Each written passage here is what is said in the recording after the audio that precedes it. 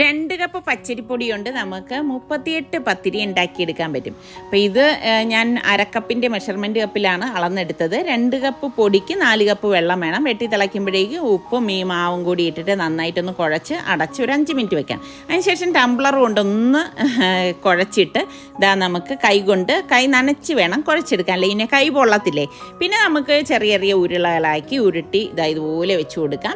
ഇനി നമുക്ക് ആവശ്യാനുസരണം പരത്തുകയോ അല്ലെങ്കിൽ ഇതുപോലെ ചപ്പാത്തി പ്രസ്സിലൊന്ന് പ്രസ്സാക്കി എടുക്കുകയോ ചെയ്യാം. വളരെ കനം കുറച്ച് വേണം ചെയ്തെടുക്കാൻ. എന്നിട്ട് നമുക്ക് ഇതൊരു പൊടിയിലേക്ക് തട്ടിക്കുടഞ്ഞെടുക്കണം. അപ്പോൾ തമ്മിലൊട്ടാതെ നമുക്ക് പത്തിരി റെഡിയാക്കി എടുക്കാൻ പറ്റും. അപ്പോൾ നമുക്ക് ഇത് കണ്ടെയ്നറിൽ സൂക്ഷിച്ച് ആവശ്യാനുസരണം ചുട്ടെടുക്കുകയും ചെയ്യാം. മേളിലൊരു ടിഷ്യൂ പേപ്പർ വയ്ക്കണേ, അല്ലെങ്കിൽ തമ്മിൽ ഒട്ടും ഈർപ്പം വന്നിട്ട്. അപ്പം നമുക്ക് പത്തിരി ചുട്ടെടുക്കാം. നല്ല സോഫ്റ്റ് ആയിട്ടുള്ള അടിപൊളി പത്തിരിയാണ്.